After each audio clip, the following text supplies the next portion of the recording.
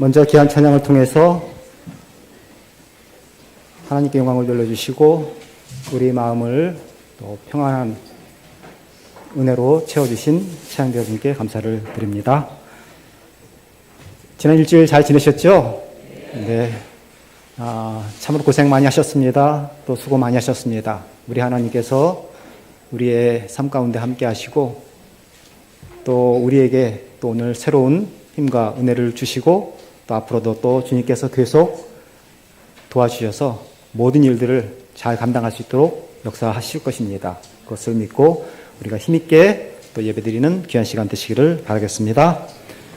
오늘은 계속해서 요한복음 8장 12절로 30절에 있는 말씀 생명의 빛 되신 예수, 이런 제목으로 함께 은혜를 나누기를 원합니다. 요한복음 7장과 8장은 이 초막절을 배경으로 하고 있습니다.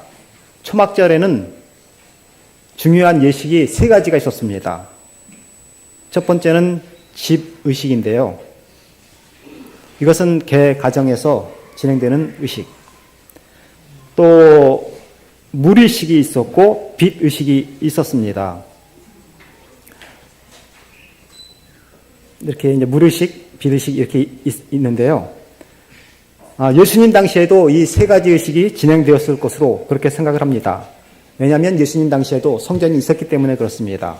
그런데 지금은 성전이 없기 때문에 초막절 행사에는 집의식만 남아 있습니다. 그래서 지금은 유대인들은 이제 초막을 짓는 것으로서 초막절을 지내고 있습니다. 보통 초막을 지을 때는 햇빛이 밤에 별빛이 보이도록 지어야 했다고 합니다. 그러니까 좀 엉성하게 지어야 됐고 비도 스며들도록 지어야 했다고 합니다. 근데 이 초막은 나무 아래에는 지을 수가 없었다고 합니다. 왜냐하면 나무 자체가 거주지가 되기 때문에 별빛도 비도 들지 않을 수 있기 때문에 나무 밑에서는 안 되고 별도 보이고 비도 스며들 수 있는 그런 초막으로 지어야 된다는 것입니다. 왜 그랬을까요? 그것은 원래 목적이 비도 스며들고 별빛이 보일 만큼 천장이 뚫려 있으면, 그래서 다소 약한 그런 거주지로 지어야 하는 것은 오직 하나님만 의지하고 붙잡아야 한다 하는 그런 목적 때문이었다고 합니다. 그래서 이 탈무드에는 초막을 짓는 목적을 이렇게 기록을 하고 있습니다. 초막은 항상 우리 자신이 연약한 육체를 가졌음을, 아울러 주님만 전적으로 의존해야 살 수 있음을 상기시켜야 한다 그랬습니다. 결국 하나님을 기대해야만 살 수 있는 것을 가르치는 것이 초막을 짓는 집의식이었습니다. 이렇게 초막은 개인적으로 지었다라고 한다면 이제 물의식과 빛의식이 있었는데 그것은 바로 반드시 성전이 있어야 했습니다. 먼저 물의식이 있는데 실로한 물을 길어서 그 물을 성전의 제단에 붓는 의식이 되겠습니다. 그래서 매일같이 그렇게 물을 한 번씩 이렇게 실로한 물에서 떠서 제단에다가 드리는 그런 행사를 하다가 맨 마지막 7째 날에는 7번 그 의식을 거행했습니다. 그리고 또 하나는 이 빛의식인데요. 성전 마당에는 큰 등대를 받쳐주는 2개의 높은 기둥이 있었습니다. 그리고 그 기둥 위에는 그 큰 등대, 그 등대 위에는 이렇게 7개의 촛대가 있었는데 이것을 메노라라고 말합니다. 그래서 이렇게 이제 밤에 불을 붙이게 됩니다. 해가 질 무렵에 이제 불을 붙이게 되는데 이렇게 초막절 밤 기간에 이 촛대에 촛불을 밝히는 이유는 출애굽 당시에 이스라엘 백성들이 광야를 지날 때 하나님께서 불기둥으로 만들어주신 것을 감사드리고 또 어둠 속을 헤매이는 사람들에게 밝은 빛으로 나오기를 기원하는 마음으로 예식을 거행한 것입니다. 그리고 밤새 타오르던 그 촛불은 다음날 새벽이 되어서 해가 떠오르기 직전에 끄게 되는데 그 이유는 첫 번째 햇살이 예루살렘 성전을 비추게 하기 위해서였습니다.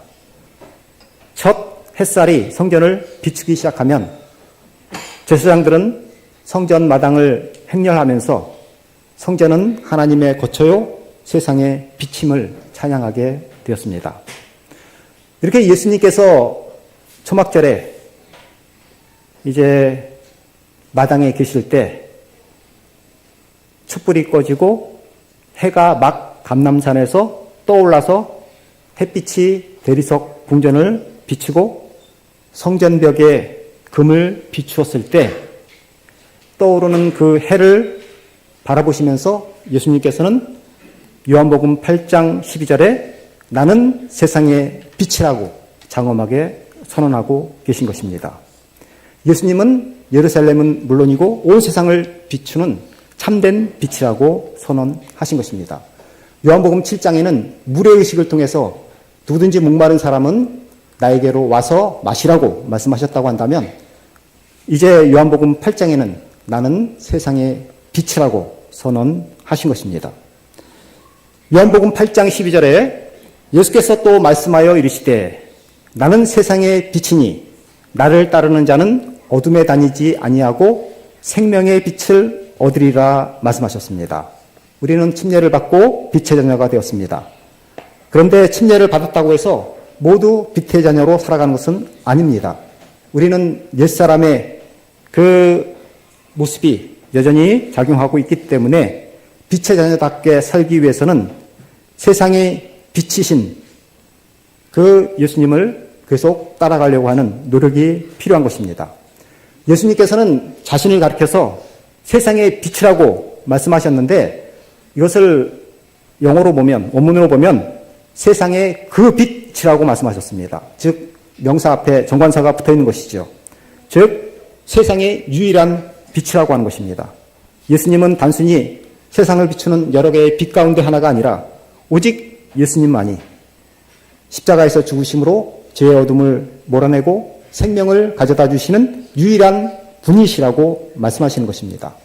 예수님은 유대인들만의 빛이 아니라 세상의 그 빛 되신다라고 말씀하고 계시는 것입니다.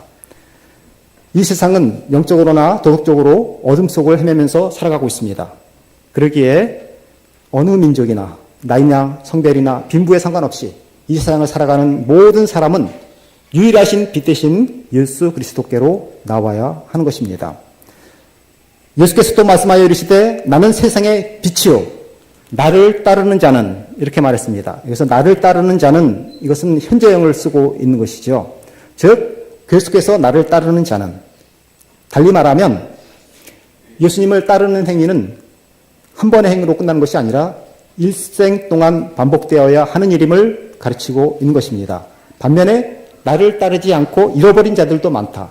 세상적인 가치에 따라서 자기도 모르게 어둠 가운데 머물러 사는 사람들이 많이 있다라는 뜻이기도 합니다. 그러기에 우리는 빛이신 예수님을 따르는 그런 결단이 하늘에 이를 때까지 계속되어야 한다라고 말씀하고 계시는 것입니다. 나를 따르는 자는 어둠에 다니지 아니하고 생명의 빛을 얻게 된다 그랬습니다. 그 빛은 생명의 빛이라고 말씀하셨습니다. 빛은 참으로 중요하죠. 빛이 없으면 생명이 없습니다. 햇빛이 전혀 들지 않는 동굴 속에서는 씨앗이 싹을 틔울 수가 없습니다. 아무리 영양분이 충분하고 온도가 적당하다고 해도 해가 없이는 자랄 수가 없습니다. 씨앗은 햇빛이 있어야 싹을 틔울 수가 있습니다. 식물은 빛이 있어야 광합성 작용을 하고 필요한 영양분을 만들어서 생명을 유지하고 성장할 수가 있습니다. 마찬가지로 우리 인간들도 빛이 없이는 하루도 살아갈 수가 없습니다. 설령 빛이 있다 할지라도 충분히 있지 않으면 생기 있게 살아가기 어렵습니다. 그래서 날씨가 흐린 지역에 사는 사람들은 우울증에 걸리기 쉽죠. 북유럽 사람들은 그래서 해가 조금만 나와도 우통을 벗고 일광욕을 합니다. 그만큼 빛이라는 것이 필수적인 것이죠. 남양집을 선호합니다. 빛이 잘 들어야 기분도 좋고 건강에도 좋고 집안에 곰팡이가 설지 않습니다. 건물을 지을 때도 일조권을 중요하게 여기는 것도 빛이 생명을 주기 때문에 그렇습니다. 이렇게 빛은 우리에게 생명을 줍니다.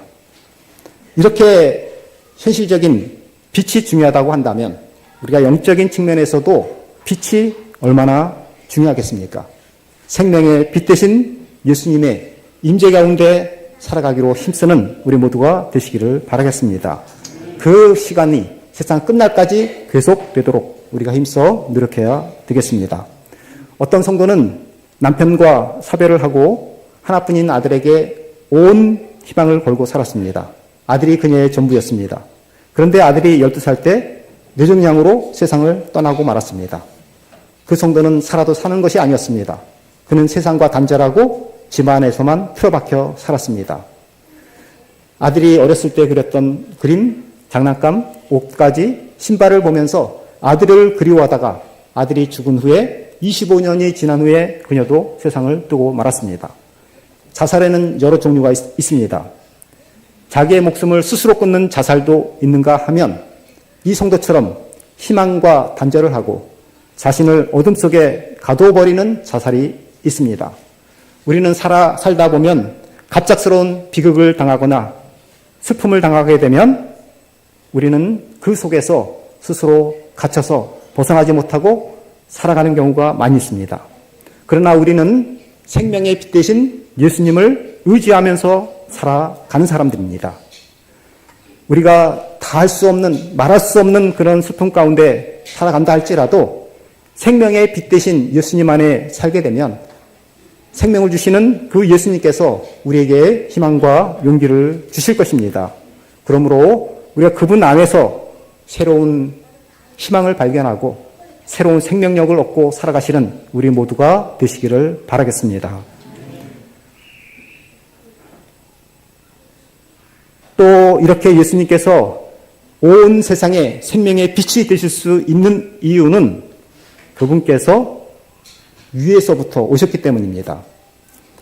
8장 21절로 22절에 있는 말씀입니다. 내가 다시 이르시되 내가 가리니 너희가 나를 찾다가 너희 죄 가운데서 죽겠고 내가 가는 곳에는 너희가 오지 못하리라. 유대인들이 이르되 그가 말하기를 내가 가는 곳에는 너희가 오지 못하리라 하니 그가 자결하려는가. 예수님께서 21절에 내가 가리니 너희가 나를 찾다가 너희 죄 가운데서 죽겠고 내가 가는 곳에는 너희가 오지 못하겠다 그랬습니다.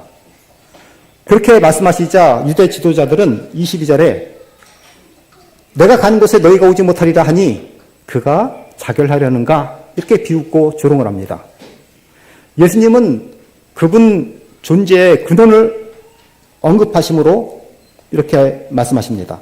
예수께서 이르시되 너희는 아래에서 났고 나는 위에서 났으며 너희는 이 세상에 속하였고 나는 이 세상에 속하지 아니하였느니라. 너희는 아래에서 났다. 그렇지만 나는 위에서 났다. 너희는 이 세상에 속했다. 그렇지만 나는 이 세상에 속하지 아니했다 그랬습니다. 유대인들은 예수님과 전혀 어디서 왔는지가 다르다라고 강조하고 있는 것입니다. 예수님은 위에서 오신 분이십니다. 위에는 하나님의 영역을 가리키는 것입니다. 반면에 아래는 이 세상을 가리키는 것입니다. 이 세상은 육의 세계, 생명의 주인이신 예수님을 적대하는 세계를 뜻합니다. 위에 속한 예수님께서 아래, 곧 세상에 오신 것은 인간을 죄에서 구원하기 위해서 오신 것입니다. 8장 24절에 그러므로 내가 너희에게 말하기를 너희가 너희 죄 가운데서 죽으리라 하였노라. 아래에 있는 사람들은 결국 죽을 수밖에 없는 것입니다. 그런데 너희가 만일 내가 그인 줄 믿지 아니하면 너희 죄 가운데서 죽으리라 말씀하셨습니다. 예수님께서 요한복음서를 통해서 유대 지도자들과 숱한 논쟁을 했지만 이 요한복음 8장에 이르러서 처음으로 예수님은 이 세상에 오신 이유가 죄 문제를 해결하기 위해서 이 세상에 오셨던 구원자라는 것을 밝히고 있는 것입니다. 이 빨간 이 색으로 표시된 예수님께서 말씀하시기를 내가 그인 줄 이렇게 얘기를 했죠. 내가 그다. 여기서 내가 그다 이 말은 헬라어로는 에고 에이미를 말합니다. 내가 그다. 내가 그인 줄 믿지 아니하면 너희가 죄 가운데서 죽겠다. 내가 그이다. 에고 에이미. 이거는 에고 에이미는 나는 뭐뭇이다. 나는 하나님과 같은 존재다. 그런 뜻입니다. 그래서 이 에고 에이미 이런 표현은 하나님께서 불타는 가시덤불 속에서 모세에게 나타나서 당신은 누구십니까? 말했을 때 나는 스스로 있는 자다. 여호와라는 의미를 가지고 있습니다. 예수님께서 내가 그인 줄을 안다. 즉 예수님께서 스스로 나는 하나님으로부터 보냄을 받은 구원자요 하나님과 같은 분이심을 선언하고 있는 것입니다. 인간의 구원은 오직 세상의 죄를 사하기 위해서 이 땅에 오신 에고 에이미이신 예수님을 통해서만 가능한 것입니다. 어느 누구도 죄 아무리 훌륭하다 할지라도 인간에게 구원을 가져다 줄 수 있는 것은 아무것도 없습니다. 철학적 지식, 첨단 과학기술, 눈부신 현대의학 그런 것들이 인간들의 삶 속에 도움을 줄 수 있을지는 모르지만 인간을 죄 가운데서 구원하지는 못하는 것입니다. 오직 나는 뭐뭇이다. 에고 에이미이신 예수님만이 하실 수 있는 것입니다. 우리가 골고다를 생각해 볼 수 있습니다. 거기에는 세 사람의 십자가가 달려 있습니다.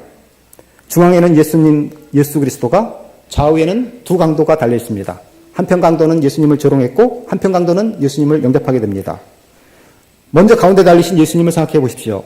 예수님은 죄가 없으셨지만 그분 위에 세상의 모든 죄가 얹혀져 있습니다. 예수님은 인류의 죄를 없애기 위해서 하나님의 어린 양이 되셨습니다. 그리고 예수님의 오른편 강도라고 보통 얘기를 하죠. 그 죄수를 생각해 보십시오. 그는 죄인이었습니다.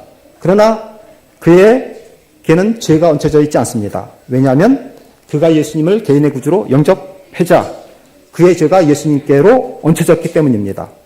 예수님께서 십자가의 죽으심으로 그의 죄가 말끔히 치워 없어진 것입니다. 이제 예수님의 왼편에 있는 죄수를 생각해 보십시오. 그도 오른편에 있는 강도처럼 죄인이었습니다. 그러나 그는 예수님을 죄인으로 받아들이지 않았습니다. 그래서 그의 죄가 그대로 남아있게 되었고 예수님을 구원자로 또 세상에 보냄을 받은 자로 받아들이지 않았기 때문에 즉 에고 에이미이신 예수님을 믿지 않았기 때문에 죄 가운데서 죽을 수밖에 없는 처지가 되었습니다. 마찬가지로 우리 모두는 죄인이었습니다. 하지만 우리가 예수님을 하나님으로 인정하고 우리 죄를 그분께 고백함으로 죄 용서를 받게 되었습니다. 우리는 죄인이지만 용서받은 죄인이 된 것입니다. 이처럼 우리가 예수님을 하나님께서 보내신 자, 하나님과 동일한 분으로 믿느냐 믿지 않느냐가 정말로 중요한 것입니다. 그것이 우리를 생명의 길로 가게 할 수도 있고 죽음의 길로 가게 할 수도 있는 것입니다. 이렇게 예수님께서는 편견과 불신을 가지고 있는 그래서 자신의 말에 귀를 기울이지 않는 유대인들에게 말씀을 계속 이어가십니다. 8장 28절에 이에 예수께서 이르시되 너희가 인자를 둔 후에 내가 그인 줄 여기서 또 내가 그인 줄을 알고 여기 보면 너희가 인자를 둔 후라는 것은 언제를 가리킬까요?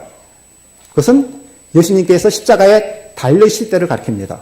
예수님께서 십자가에 달리신 이후에 내가 그인 줄 알고 또 내가 스스로 아무것도 하지 아니하고 오직 아버지께서 가르치신 대로 이런 것을 말하는 줄도 알리라 그랬습니다. 그러니까 지금 유대인들은 예수님이 하나님이라는 것을 받아들이지 않습니다. 그러나 십자가에 달리신 이후에 내가 그인 줄 아는 사람이 있을 것이라고 말씀하고 계신 것입니다. 사도행전 2장 36절에 보시면 그런즉 이스라엘 온 집은 확실히 알지니 너희가 십자가에 못 박은 이 예수를 하나님이 주와 그리스도 되게 하셨느니라. 사도시대에 베드로는 오순절 날에 유대인들을 향해서 설교한 것입니다. 즉 너희가 십자가에 못 박은 이 예수가 하나님께서 주와 그리스도가 되게 하셨다. 그 말을 듣자 그 사람들은 마음이 찔려서 다급하게 묻습니다. 그들이 그 말을 듣고 그 설교를 듣고 마음에 찔려 베드로와 다른 사도들에게 물어 이르되 형제들아 우리가 어찌할꼬 하거늘. 이렇게 사도시대에 많은 사람들이 베드로와 여러 사도들의 설교를 들으면서, 그리고 그 말씀을 들은 유대 지도자들 가운데는 예수님과 논쟁했던 사람들이 있습니다. 그때 예수님께서 내가 들리면 내가 그인 줄로 믿는 자들에게 구원이 있고 제 가운데서 사함을 받을 것이라고 말씀을 했는데, 그 유대 지도자들 가운데 베드로의 설교를 듣고 마음에 찔림을 받은 사람들이 있었습니다.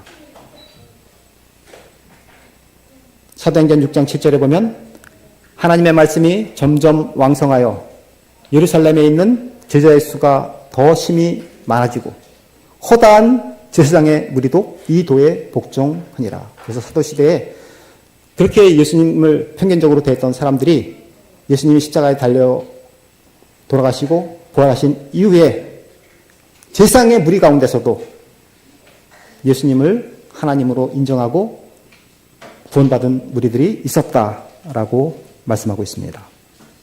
또 사도행전 15장 5절에 보시면 바르세파 중에 어떤 믿는 사람들이 일어나 말하되 이방인에게 할례를 행하고 모세의 율법을 지키라 명하는 것이 마땅하다 하니라.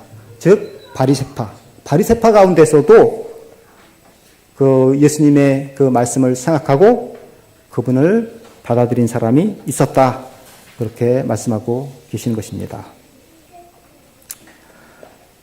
이렇게 결국 예수님의 그 말씀은 유대 지도자들에게 편견처럼 받아들여지긴 했지만 그 사람들 중에 어떤 사람들은 예수님이 그 언약들을 생각하면서 회심하고 예수님을 하나님으로 믿고 구원받은 사람들이 있게 되었던 것입니다.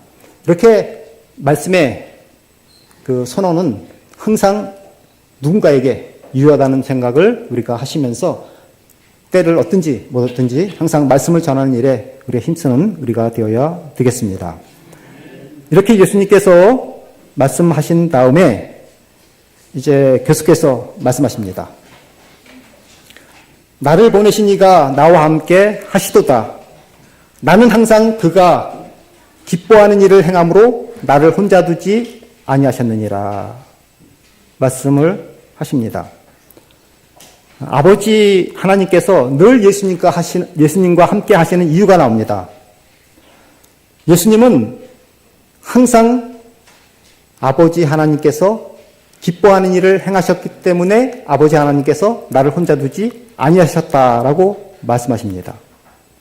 즉 예수님은 하나님과의 관계 속에서 언제나 어디서나 온전히 아버지께 순종하고 있다라는 것을 강조하는 표현입니다. 그래서 하나님께서 함께 하신 것이죠. 예수님의 이런 태도는 우리 믿는 우리 모두가 가져야 할 태도입니다. 우리는 하루하루 살아가는 삶 속에서 하나님께서 기뻐하시는 일을 행하면서 살아가게 되시기를 바라겠습니다.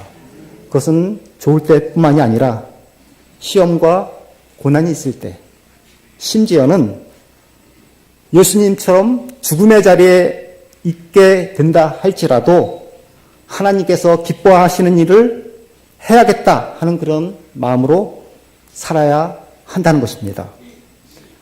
예수님은 죽음의 자리이니 그것이 하나님께서 기뻐하시는 일이라고 생각했기에 기꺼이 십자가의 죽음을 당하셨습니다. 만약 하나님께서 기뻐하시는 일이라면 나에게도 그 죽음의 자리라도 기꺼이 기쁜 마음으로 받아들일 수 있는 그런 귀한 믿음이 우리에게 있게 되기를 바라는 것입니다. 히아라라고 하는 이탈리아 사람이 있었는데 이 사람은 19살의 나이에 얼마나 어립니까? 골수암으로 세상을 떠나게 되었습니다. 또래 아이들처럼 운동을 좋아했고 잘 노는 평범한 어린아이였습니다. 그런데 이 아이는 어떤 일을 하든지 무슨 일을 하든지 예수님께서 기뻐하는 일을 행하기로 했습니다. 키아라는 고등학생이었을 때 그만 골수암 진단을 받았습니다. 담당 의사가 암이라는 선고를 내렸을 때 그는 집으로 돌아와서 어쩔 줄 몰라 했습니다. 엄마가 걱정이 되어서 괜찮냐고 그렇게 말하자 키아라는 지금 뭔지 잘 모르겠어 하고는 방으로 들어가서 침대에 몸을 던졌습니다. 그리고 두 손으로 얼굴을 가린 채 한참을 꼼짝도 하지 않았습니다. 소리내어 울지도 않았습니다. 키아라의 어머니는 아무 말도 하지 못하고 바라만 볼 뿐이었습니다. 그렇게 30분이 지났을까? 키아라는 엄마에게 웃으면서 말했습니다. 예수님이 원하시면 나도 좋아요. 즉 예수님께서 자기를 그리고 몇 달 후에 세상을 떠나게 되었습니다. 그녀의 나이 불과 19살에서 몇 달이 부족한 나이였습니다. 이 키아라의 말, 예수님이 원하시면 나는 좋아요. 그는 어릴 때부터 무슨 일을 하든지 또 꽃단 나이에 죽음 앞에서도 담대하게 예수님의 뜻대로 살고자 했던 것입니다. 어찌 보면 정말로 예수님을 닮은 사람, 예수님이 그 십자가라고 하는 그런 죽음 앞에서 기꺼이 하나님의 기뻐하시는 일을 선택했듯이 이 키아라라고 하는 이 소녀도 하나님의 뜻에 그것을 받아들이고 또 그대로 기쁜 마음으로 순종했던 이런 모습이 예수님을 닮은 진실한 믿음이 아닐까 생각해 보게 되는 것입니다. 우리가 믿음 가운데 살아가는 이유는 우리가 성공하기 위해서, 유명해지기 위해서, 행복해지기 위해서 살아가는 것이 아니라 오직 하나님을 기쁘시게 하기 위해서 살아가는 것입니다. 우리가 이런 마음을 가지고 살아갈 때 주님께서 우리의 길을 선하게 인도하실 것입니다. 허무하게 끝나는 인생이 아니라 가장 귀하고 아름다운 삶으로 인도하게 되실 것입니다. 여러분, 우리의 형편은, 우리의 상황은 다 각기 다르지만 우리의 상황 속에서 언제나 주님께서 기뻐하시는 삶을 살게 되시기를 바라겠습니다. 우리 주님께 기쁨을 돌리는 그런 삶을 우리의 최고의 목표로 삼고 그것을 기꺼이 받아들일 수 있는 그런 믿음으로 살아가시는 우리 모두가 되시기를 바라면서 말씀을 마치겠습니다.